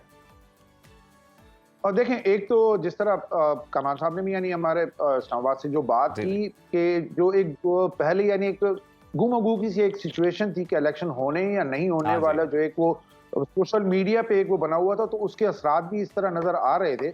लेकिन अब हमने ये देखा कि यानी जितने दिन नजदीक आते गए तो यानी वो गहमा गहमी इलेक्शन की जो है वो ज्यादा नजर आ रही थी। और कल रात जब हम यानी मुख्तलिफ हलकों में फिरे या वो हुआ तो वो फिर ऐसा लग रहा था कि हाँ, एक इलेक्शन का जो है वो माहौल यानी वो नजर आ रहा था। मुख्तलिफ यानी कैंपेन्स जो थे वो लास्ट लेग में थे। अगर हम यानी मुख्तलिफ पार्टीज के लीडर्स की बात करें तो वो अपने हलकों में यानी जो उनके खास जो सेंटर्स हैं, जैसे अगर हम मौलाना फजल रहमान की बात तो उन्होंने कल डेरा इस्माइल खान ही में यानी लास्ट जो उनका जलसा वगैरह था जो बड़ा वो था तो वो किया। इसी तरह बनू लकी वगैरह जो उनकी यानी जो स्ट्रॉन्ग होल्ड्स हैं। अगर हम यानी उनकी बात करें, परवेज खटक की बात करें जिन्होंने नई पार्टी यानी इस दफा लॉन्च की और वो अभी इलेक्शन लड़ रही है पीटीआई पार्लियामेंटेरियन के नाम से, तो उन्होंने भी प्रेफर किया कि अपने ही हल्के यानी नौशहरा का जो उनका वो है जो उनका स्ट्रॉन्ग होल्ड है और उनका वो जगह है, वहां सिर्फ कल के दिन में उन्होंने 4 मुख्तलिफ जगहों पर जो है वो। सफ़ीउल्ला, अवामी मूड क्या है, लोगों का मूड क्या है? आपने ऑब्वियसली लोगों से बातचीत की होगी, कोई शिकवे शिकायतें सामने आई, जैसे कुछ लोगों को ये मसाइल आ रहे हैं कि जी उनके हल्के तब्दील हो गए? जी बिल्कुल, ऐसा भी हुआ है कि लोगों का यानी ये हुआ है कि अगर ज्यादा दूर की क्या बात करें, मेरे अपने घर का यानी ये इशू हुआ है कि जो कि ट्राइबल एरिया यानी साउथ वजीरिस्तान के हमारे यानी वहाँ पर पोलिंग स्टेशन जो था या वहाँ पर एड्रेस जो था तो लास्ट टाइम यानी वहां पर साउथ वजीरिस्तान में थे, लेकिन मेरे अपने ही सगे भाई के साथ यानी ये हुआ है कि उसका इस दफा जो है वो पेशावर की यानी एक और हल्के में उसका वोट जो है वो ट्रांसफर हो गया है। तो इसी तरह के बहुत सी यानी इश्यूज हैं जो कि वो आए हैं कि इस तरह जो है लोगों सफीउल्लाह, इस दफा पेशावर की कुछ बात की जाए स्पेसिफिकली, तो पेशावर केपी में पीटीआई का राज था, अब पीटीआई नहीं है इलेक्शंस में, तो कौन सी पार्टी ऐसी है जो लगता है कि बाजी जीत जाएगी? देखिए, अगर हम पिछले यानी जब से यानी ये गवर्नमेंट जो केपी का जब से यानी ये हुआ है कि जब केयर टेकर सेटअप आया, तो अगर उसमें हम देखते हैं तो एक मेन पार्टी नजर आती है कि जिसको या तो ये कि फेवरेबल कंडीशंस या उसको यानी ज्यादा स्पेस दी गई है। वो हम ये देख रहे थे कि जेयूआई को ज्यादा, क्योंकि गवर्नर उनका यानी था यहाँ पर केपी में, उसी तरीके से जो है पेशावर शहर का जो है वो मेयर वो उसका इलेक्शन का लोकल बॉडीज की तरफ से यानी वो आया, और फिर जो है केयर टेकर सेटअप में जो था वो भी हम ये देख रहे थे कि ज्यादातर जो लोग थे वो अकरम खान दुरानी ही की यानी सजेशंस थे या उनकी यानी अप्रूवल के साथ यानी केयर टेकर सेटअप में। फिर यानी दोबारा जब चेंजेस आई तो उसमें हमने ये देखा कि पीटीआई यानी परवेज खटक का जो है वो उनको यानी स्पेस मिल रहा था, और उनके जो लोग जो थे उन्हीं के कहने पर यानी कि जो मेजर पॉलिटिकल प्लेयर्स हैं उनकी सपोर्ट बेस तो वहां पर बरकरार है। सफी, जाते जाते ये भी बता दीजिएगा, जैसे इससे पहले मैं बात कर रहा था कि कुछ लोगों के वोट्स जो हैं उनके हल्के में अब नहीं है, चेंज हो गए, दूर दराज कई हल्कों में शामिल हो गए, तो इस हवाले से अवामी राय कोई सामने आई है? लोग फिर भी उतना ही पूरा एतमाद है, पुरजोश हैं, जाएंगे चाहे दूर बने पोलिंग स्टेशन, जाएंगे वोट कास्ट करेंगे? जी, ये एक बड़ी इंटरेस्टिंग वो चीज है कि उसके बावजूद जो है जब लोगों से बात होती है तो वो कहते हैं जहां भी यानी वोट हो लेकिन हमने वोट कास्ट करना है। तो ये एक बड़ी यानी खुश आइंद यानी स्पेशली अगर हम वो बात करें तो एक डेमोक्रेटिक प्रोसेस है और लोगों का राइट है कि जिसको वो एक्सरसाइज करना चाह रहे हैं। इसके बावजूद के गो के वो गिला शिकवा या ये तो है कि यानी हमारा वोट यानी चेंज हो गया या हमारा हल्का चेंज, लेकिन उसके बावजूद वो एंथुसियाज्म इस दफा कंपैरेटिवली चलें, ठीक है, बहुत शुक्रिया आपका सफीउल्लाह, आपने हमें वक्त दिया और पेशावर में जो गहमा सिचुएशन है, लोग क्या कहते हैं, पलड़ा किसका भारी है, इस पर बात की है। अब रुख कर लेते हैं सिंध का, और वहाँ पर मौजूद है हमारे ब्यूरो चीफ हैं शुएब बर्नी। तो शुएब, हमने देखा कि पिछले दिनों कराची में दो बड़ी पार्टीज जो थी उनमें तसादुम की कैफियत पाई जा रही थी। पोलिंग डे के हवाले से सिंध में खास तौर पर कराची इंतजाम किए गए हैं सिक्योरिटी के? देखिए, अगर सुबह सिंध की मैं बात कर लूं तो सिंध में जो है इस वक्त सिचुएशन ये है कि रात में भी दो सियासी जमातों के कारकुनान के दरमियान दो जगह तसादुम हुआ है। तो इसी सिलसिले में इलेक्शन जो है कराची में, क्योंकि हमेशा जो पोलिंग इसके स्टेशन होते हैं वहां पे सूरत हाल हसास रहती है, तो क्योंकि कराची में 22 कौमी असम्बली की नशिस्तें हैं और 47 सूबाई असम्बली की नशिस्तें हैं, तो कुल ये 69 सीट्स बनती हैं, जो कि मुल्क में किसी भी शहर में इतनी सीट्स नहीं है जो कि कराची में होती हैं। तो इस हवाले से जो है कराची में हसास पोलिंग स्टेशन बहुत ज्यादा हैं। पोलिंग स्टेशन के अंदर जो है वो तो पुलिस तैनात होगी, लेकिन पोलिंग स्टेशन के बाहर रेंजर्स तैनात होगी, और किसी हंगामी सूरत हाल के पेश नजर जो है वहां पे पाक फौज भी मौजूद होगी हंगामी सूरत हाल में रैपिड रिस्पॉन्स के तौर पे। इसके साथ साथ जो है कराची में अगर हम बात करें तो कराची की जो 7 इजला हैं वहां पे आज से पोलिंग मटेरियल की तरसील का सिलसिला शुरू हो गया है। इलेक्शन कमीशन की जानिब से 9 मराकज को मुंतखब किया गया है जहां से ये पोलिंग का सामान जो है आज डिस्ट्रीब्यूट होगा, और फिर कल जो है वक्त मुकर्ररा पे पोलिंग का आगाज हो जाएगा। कराची में सिचुएशन ये है कि इस वक्त जो है जो पोलिंग का अमला है वो पोलिंग जहां से सामान की तरसील होगी उन 9 मराकज पे पहुंच गया है, और वहां से सामान लेकर वो आज अपने अपने पोलिंग स्टेशन पे जाएगा, और वो जो सील बंद पैक उनको सामान मिलेगा फिर वो वहां पे पहुंचाया जाएगा। ये तो आपने सारी सूरत हाल बताई है, मैं बस एक सवाल करना चाह रहा था बड़ा जरूरी आपसे, ये क्या कि सेहत तंदुरुस्ती कैसी है? अगर पूरे कराची शहर की हम बात कर ले तो उसमें 40,000 से जायद पुलिस एहलकार होंगे, जबकि रेंजर्स एहलकार और पाक फौज की बतनी आप हमारे साथ मौजूद थे और आपने ओवरऑल जो सिचुएशन है इस वक्त सिंध में और शहर कायद में से मुतल्लिक बताया, और यही सूरत हाल है। शहर बानो, मुझे अच्छी बात लगी ना, वो ये अच्छी बात लगी कि लोग एंथुसियास्ट जो है पूरा जोशो खरोश जो है वो उनका पाया जा रहा है, और लोग जाएंगे और वोट कास्ट करेंगे, और वो भरपूर तरीके से वोट कास्ट करेंगे, तो it's a very good thing. या इट इज़ गुड। और मेरे ख्याल से एक और अच्छी चीज़ है जो होनी चाहिए ब्रेक। तो ब्रेक के बाद हाजिर होते हैं, हमारे साथ बड़े अहम गेस्ट भी मौजूद होंगे, आपने कहीं जाना नहीं, देखते रहिए सुनो पाके साथ।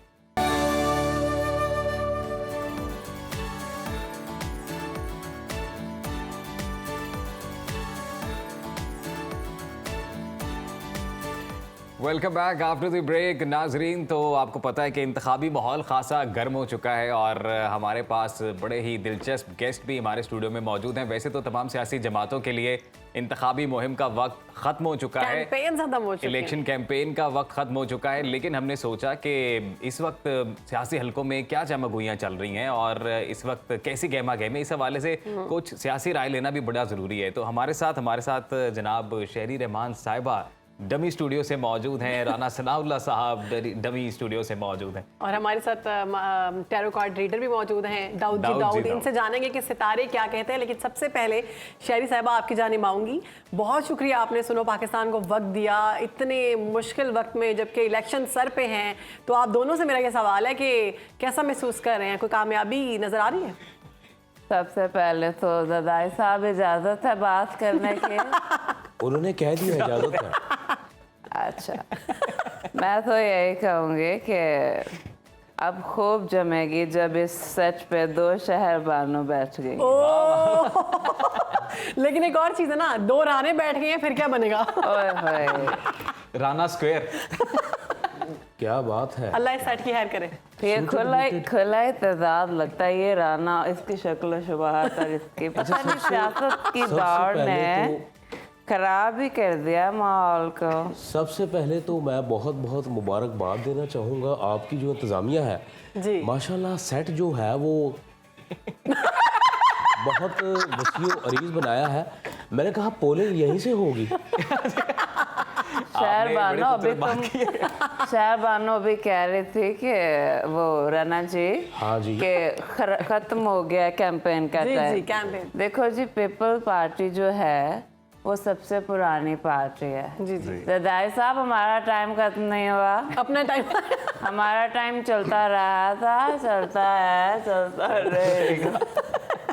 ये तो है, आपके ये बात तो है। सितारे क्या कह रहे हैं, कोई समझ आ रही है आपको? देखिए सितारा, मैं पर्सनली आई बिलीव, मैं खुद एक सितारा हूँ। क्या बात है, क्या और ये बात रोज़े रोशन की तरह आया है, बल्कि आसमान पे वाशगाफ अल्फाजों में लिखी है कि हमारी जमात ने, मैं समझता हूँ मौका मिलने जा रहा है कौम को एक बार फिर से उनका मनपसंद फूल चुनने का।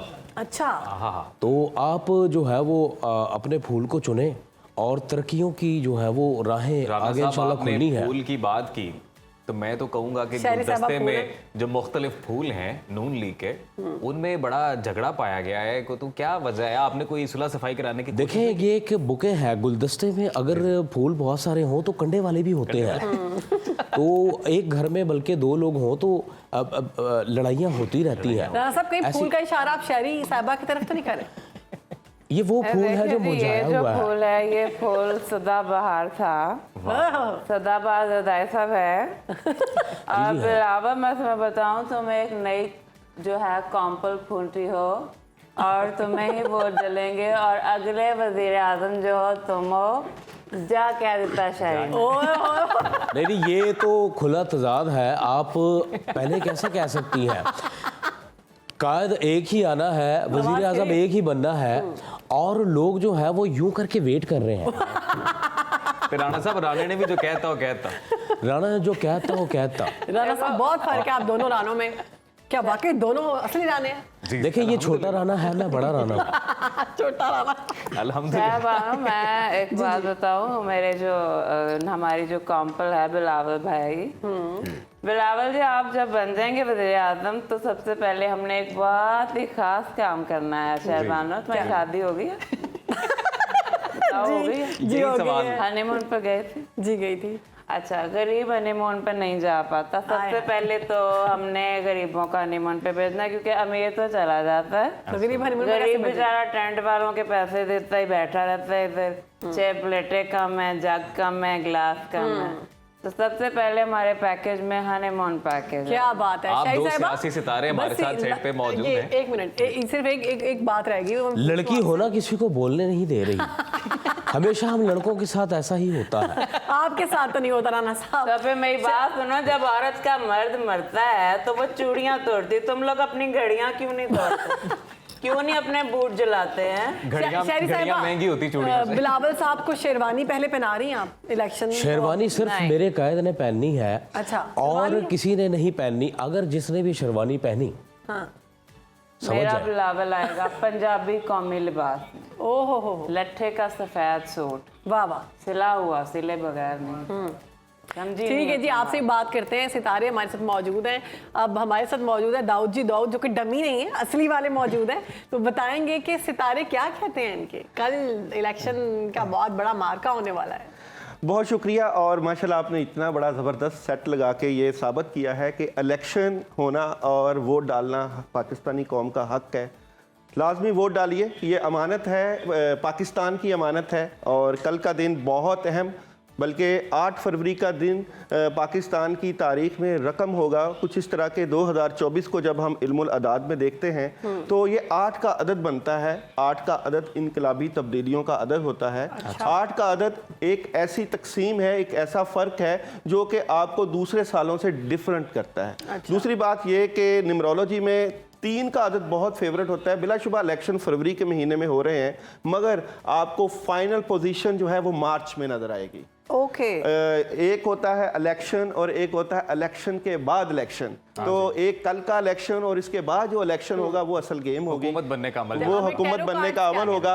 वहाँ पे एक जोड़ तोड़ की सियासत का अमल होगा। टैरो कार्ड मेरे पास मौजूद हैं। तमाम सियासी जमातों की एनर्जी को मैं देखूंगा, चेक करूंगा कि मौजूदा पोजीशन में कौन सी जमात जो है वो किस पोजीशन पर खड़ी है किसका भारी और पल्ला किसका भारी है। मगर करंट एनर्जी और आने वाले वक्त की एनर्जी उसको हम डिफाइन करेंगे। तो सबसे पहले बात करते हैं, आप ही बताइए, क्योंकि मैं चाहता हूं कि आप ही जमात का आगाज करें कि मैं कौन सी जमात को चेक राणा साहब यहाँ बैठे हुए तो नून लीग के बारे तो में देखते हैं राणा साहब की इजाजत के साथ कि जी राणा साहब कौन सी जमात को पहले चेक किया जाए। आप शीरी रहमान के साथ बहुत ज्यादा मोहब्बत की पिंगे बढ़ा रहे थे, तो आप ही बताएंगे शीरी रहमान से शुरू करें। सुने, ये इलेक्शन जो है कोई दंगल नहीं हो रहा, ठीक है? हम सब एक हैं। अब मैं कहती हूँ हमें इत्तेफाक से चलना चाहिए। बल्कि कैफेटेरिया में ये और मैं मिलके जितनी कॉफी पीते हैं, डिस्कशन करते शायद ही कोई हैं कि पीता हो। मुल्क को कैसे लूट, मेरा मतलब बनाना है आपने।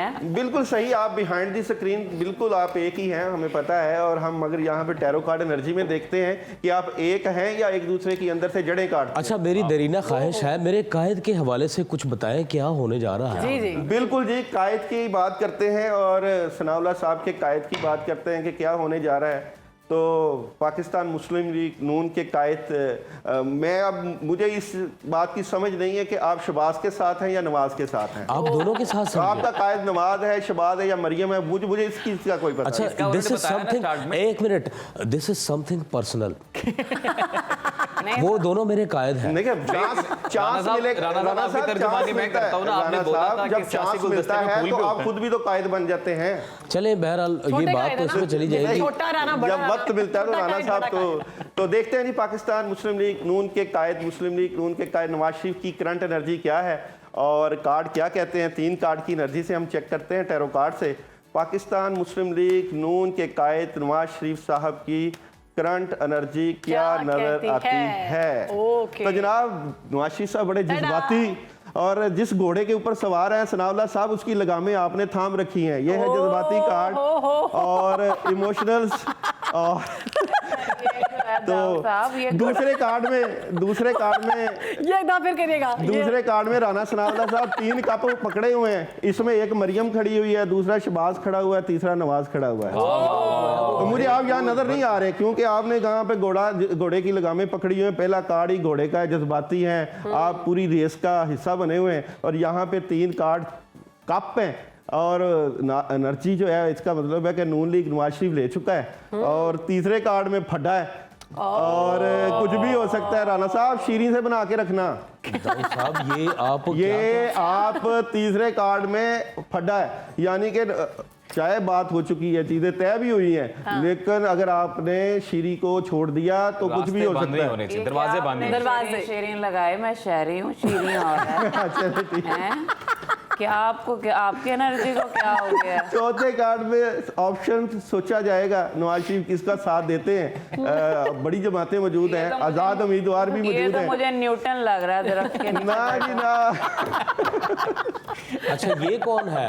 ये देखा जा रहा है कि किसको किसको सिलेक्ट करना है, पूछेगा किसके साथ फाइनल करना है। राना ये पिक्चर दाऊद दोबारा दिखाना पकड़ना। ये देखिए राणा ये साहब तो मुझे ऐसे क्यों लग रहा है आपको सियासत से बाहर कर दिया और अब आप वो क्या घास काट रहे हैं? नहीं, राणा साहब सियासत से बाहर नहीं, ये कोई खातून है जो हेल्प सीकिंग कर रही है। राणा साहब कौन से सूबे में? इलेक्शन होने के बाद उसके रिजल्ट के ऊपर राणा साहब पूरी कौन से नजर सूबे होगी। में? सूबे देखे, सारे सूबे अपने हैं, अपने सारे अपने हैं। सारे सूबे, बिल्कुल आपने बिल्कुल ठीक कहा। नवाज शरीफ साहब तो पहले तो बड़े जज्बाती हैं और 3 कप भी लिए हुए हैं, मगर फड्डा तो इलेक्शन के बाद पड़ेगा। वैसे एक बात बताऊं, इफ यू डोंट माइंड, जी जी, दाऊद साहब बड़ी अच्छी टैरो कार्ड करते हैं। बचपन में मैं भी, मुझे बड़ा शौक था। ठीक है। मैं एक दफा टैरो कार्ड कर रहा था तो छापा पड़ गया होगा। छापा पड़ गया होगा। ये कहते हैं कि शो से पहले अपनी जो पंच होते हैं मैं किसी को बताते हैं। इधर ये नहीं बताते हैं। फिर क्या हुआ? दाऊद साहब कट्टी ठीक कोई नहीं। अच्छा चलो बात पूरी करें, मैंने थोड़ी सी बताई है। राणा साहब जब छोटे होते कार्ड खेलते थे ना, कार्ड लेके भाग जाकर, बचपन से ही आ रहा था चीजें।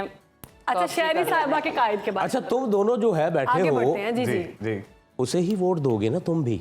जी, उसे ही वोट देंगे, उसे ही, उसे ही, उसे जिसका मैं कह रहा हूँ। किसका नहीं कह रहे हैं? नहीं नहीं नहीं, हम अपनी मर्जी से वोट मेरे देंगे। कायद मियां मोहम्मद नवाज शरीफ, देखें हमारा वोट इस कौम- मुल्क के कायद के साथ। कौम के लिए उस लीडर ने जो सोबतें बर्दाश्त की है, वो झुका नहीं, वो बिका नहीं। हाय हाय। और उसने वो मुल्क में आया भी नहीं।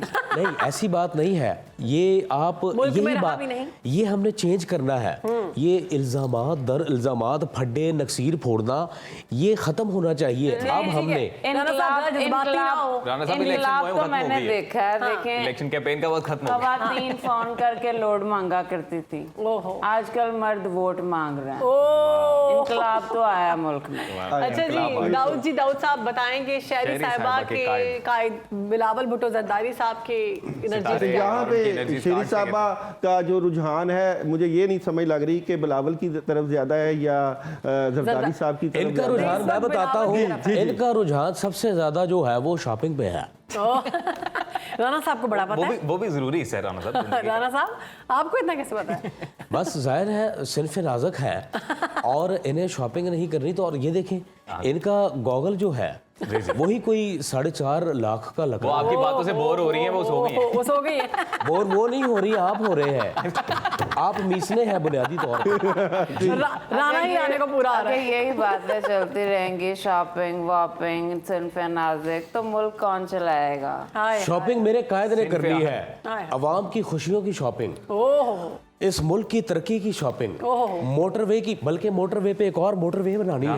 इलेक्शन मुहिम खत्म हो गई है। मेरी बात सुने शहरबानो, इनसे कहें कि इनके लीडर अब मोटरवे से पहले एक हॉस्पिटल बना लें अपने लिए। हाँ, बहुत जरूरी है। तो देखते हैं उनकी जानी बातें आप पाकिस्तान पीपल्स पार्टी की इलेक्शन में एनर्जी क्या नजर आती है। इलेक्शन क्योंकि अब सर पे पहुंच चुका है और कल का दिन बहुत अहम है, तो पाकिस्तान पीपल्स पार्टी, आसिफ अली जरदारी और बिलावल भुट्टो जरदारी की करंट सियासी एनर्जी क्या नजर आती है। इलेक्शन में किस तरह का असर होगा, टैरो कार्ड क्या कहते हैं। तो पाकिस्तान पीपल्स पार्टी की करंट एनर्जी 3 कार्ड से देखते हैं कैसी नजर आती है।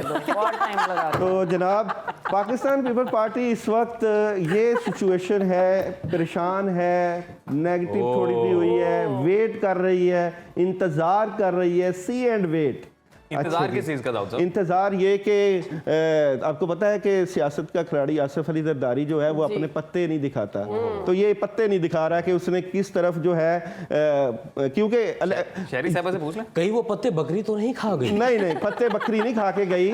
बेसिकली आसिफ अली जरदारी जो है इस इलेक्शन में गवर्नमेंट का हिस्सा बनने जा रहे हैं। और सिंध कार्ड का अगर इस्तेमाल कहें, या आसिफ अली जरदारी यहाँ पे जो है बड़ा मेन प्ले खेलेंगे इस इलेक्शन में, तो यहाँ पे के बारे में। लेकिन एक बात और भी है, क्योंकि थर्ड कार्ड में जो है वो दिल टूटा हुआ है, तो जरदारी जो चाहते हैं, जिस तरह की उनकी प्लानिंग है, वहाँ उनको वो डिसहार्ट भी नजर आते हैं। जरदारी है ये Pakistan people party, Pakistan people party की एनर्जी है, तो यहाँ पे डिसहार्ट भी नजर आते हैं। और यहाँ पे ये देखें, यहाँ पे मुख्तलिफ ऑप्शन मौजूद हैं। यहाँ पे डर, खौफ, टेंशन, क्या होगा क्या नहीं होगा, तो ये एक किस्म का इलेक्शन भी है और बहुत बड़ा प्रेशर भी है है सियासी जमातों के ऊपर, और जो भी जमात विन करती है तो वो जो जीतना है वो जीतना एक ऐसी ही तलवार लटकी हुई होगी, क्योंकि आवाम कुछ और सोचती है, सियासतदान कुछ और सोचते हैं, माहौल कुछ और। शहरी साहिबा ये क्या बता रहे हैं कि बड़े परेशान हैं सियासतदान हो ना, तुम तो बोलने नहीं देते किसी ये चीजें जो है वो। मेरी बात सुनो, मेरे दादा साहब ने बहुत दुख देखा है, दर्द मिला है, धोखे मिले हैं, अब बस अवाम का वोट चाहिए। अवाम आप हमारे साथ हैं, हम आपके साथ हैं। दरदाई साहब आपसे हैं, आप हमसे हैं। दरदाई साहब मुझे मैं खुद नहीं समझ आ रही। शहरी साहब, बिलावल भुट्टो साहब ने बयान दिया था कि बुजुर्ग सियासतदान घर बैठ जाएं, आपकी तरफ इशारा तो नहीं? देखिए मेरी बात सुने, घर बड़े ही चलाते हैं, आजकल की जनरेशन को देख लो, मतलब उनका एक ही सूरत में सर उठता है जब मोबाइल उनके हाथ में नहीं होता, वरना तो झुकाए से बैठे हुए हैं। और तो जो घर चलाता है वो बुजुर्ग ही चला सकता है, आजकल की जनरेशन कुछ नहीं कर सकती। अब तुम अगला सवाल करोगे कि बिलावल तो जवान है, तो भाई बिलावल की तरबियत देखो, उसका बाप देखो, उसके बाबा अजदाद देखो तुम। ठीक है, ठीक है, मैं उसकी आंटी उसके साथ उसको सिखा रही हूं। हम समझ गए। अच्छा आप कुछ कहना चाहते हैं? इन्होंने नौजवानों की बात की, मोबाइल साइंटिफिकली प्रूव हुआ है। अब जैसे मैं लड़का हूँ और ये आपने अज्यूम नहीं करना, अज्यूम नहीं करना, मैं हूँ लड़का। अच्छा, मैंने ये गर्दन रखी, ठीक है, किलो वजन 1.5 किलो 4 किलो। अब ये जो है ये हमारी स्पाइन को करता है डैमेज। बहरहाल इलेक्शन की बात हो रही, मैं किधर निकल गया। दाऊद साहब जैसा जो बेड में बंदा होता है, 1 लाख की गाड़ी 10 करोड़ में बेच देता है, इतना ड्रैग करते हैं।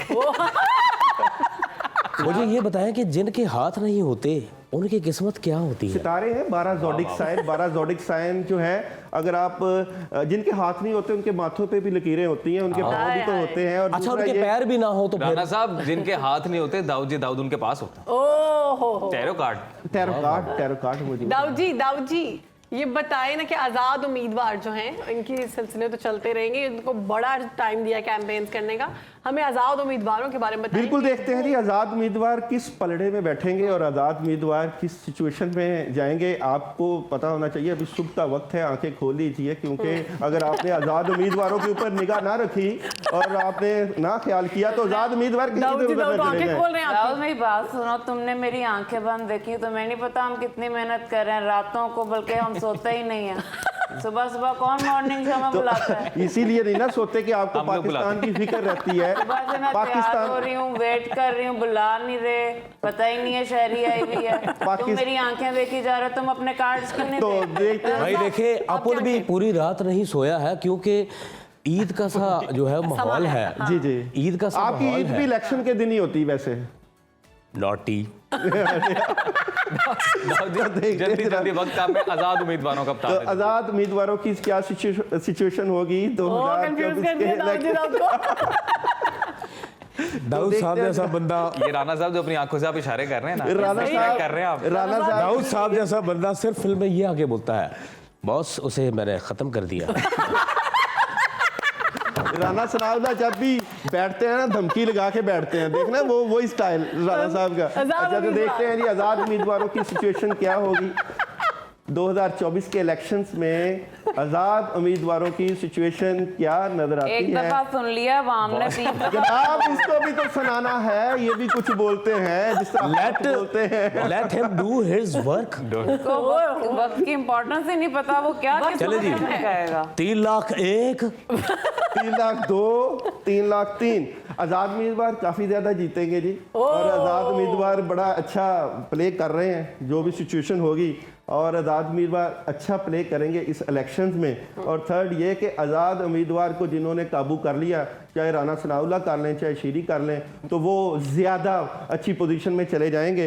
लेकिन उनके ऊपर भी दबाव होगा, किस तरह का दबाव होगा, इलेक्शन का दबाव कि किस तरफ जाना है किस तरफ नहीं जाना, क्या फैसला करना है। तो वो आज़ाद उम्मीदवार डबल माइंडेड नजर आज़ाद उम्मीदवार जीतेंगे, इतनी ज़्यादा तादाद में ये पेशेंट गोई है जी। बाकी कल पता चल जाएगा ओवरऑल सिचुएशन कैसी होती है। दाऊद जी, दाऊद बहुत शुक्रिया आपका डब्ल्यू स्टूडियो से। शहरी साहिबा, देखो मैं जाते जाते सिर्फ एक बात कहूँगी, जरदाई साहब ने कहा था करके आना, नहीं तो तुम्हें घर नहीं आने देना। देखिए बात देखो, मैंने मुस्तहिक लोगों में मेरी पार्टी ने हुकूक ऐसे पहुंचाने हैं जिस तरह ज्वाइंट फैमिली में शौहर अपनी बीवी को बर्गर पहुंचा। ओ बीबी आप रहने दें, इंशाल्लाह अवाम का जो मुकद्दर है वो मियां साहब नहीं, लड़ने की बात नहीं है, बात गलत कर रही है, मेरा लीडर आएगा। और कल आपने अपने घरों से निकलना है, अपने पोलिंग स्टेशंस पर जाना है, वोट जरूर कास्ट करना है। हमें दे दी इजाजत, अपना और अपने प्यारों का ख्याल रखें। कल आपसे मुलाकात होगी। अल्लाह हाफिज। अच्छा वैसे